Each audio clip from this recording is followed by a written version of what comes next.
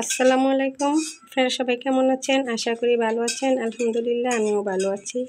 আমি আজকে 6টা কদবেল নিয়েছি। আমি কদবেলের আচার করব, সেটা আপনাদের সাথে শেয়ার করব। আমি এখন কদবেলগুলো আটায় খুলে নিব।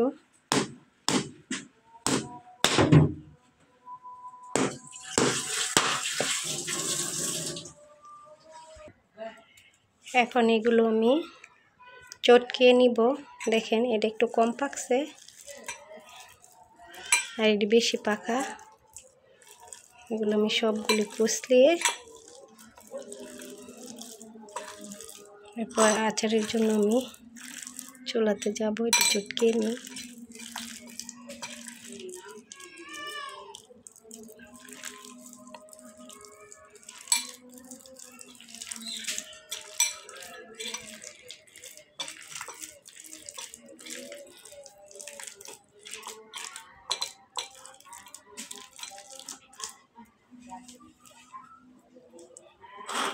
এগুলো এখন আমি চটকিয়ে নিলাম।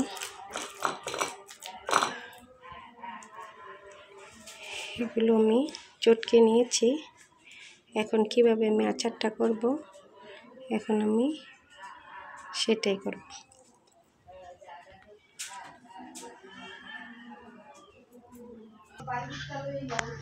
আমি কড়াইতে তেল দিয়েছি, এখন দিয়ে দিব একটু রসুন বাটা।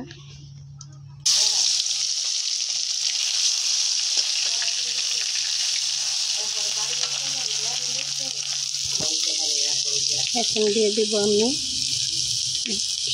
সাদা সরিষা বাটা।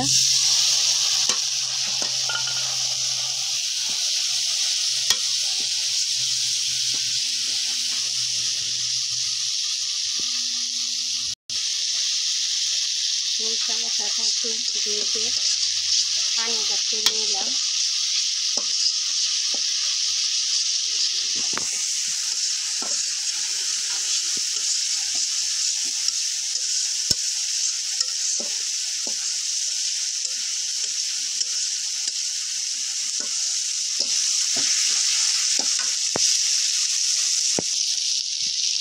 আমি অল্প একটু হলুদের গুঁড়া দিয়ে দিব, একটা হলুদ হবে, সুন্দর লাগবে।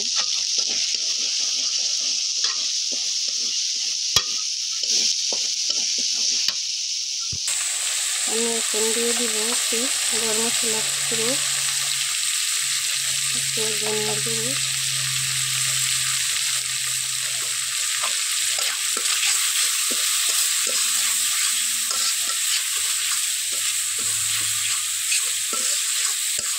দিয়ে দিব একটু লাল মরিচের গুঁড়ো। আমি আবার শুকনো মরিচ তেলে গুঁড়ো করে রাখলাম।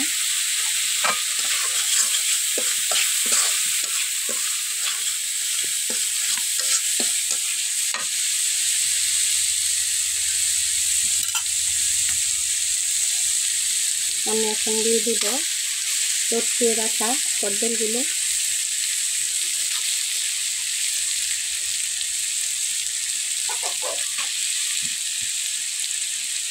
আমার 6টা কদবেল বেশি বড় না, মাঝারি সাইজের।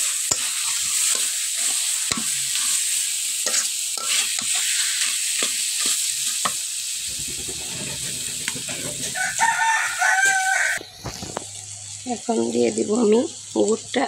এই যে গুড় দিয়ে দিলাম, আচারটা গুড় দিয়ে করব। গুড় দিয়ে দিলাম।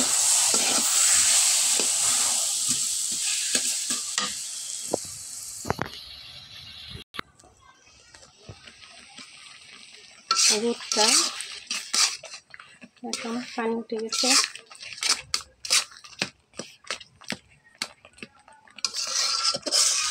গুড় দিয়ে আচার করলে অনেক কালারটা সুন্দর হয়।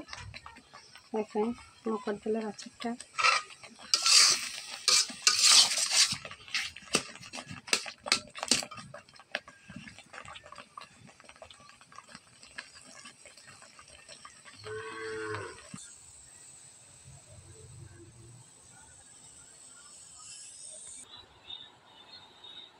আমার আচার বানানোটা শেষ। আমার ভিডিওটা যদি ভালো লাগে একটা শেয়ার করে দিবেন, আর যদি নতুন হয়ে থাকেন একটা সাবস্ক্রাইব করবেন। দেখেন আমি এখন এই আচারটা অনেক দিন নর্মাল ফ্রিজে রেখে খাওয়া যায়। আমি অনেক দিন রেখে খাবো।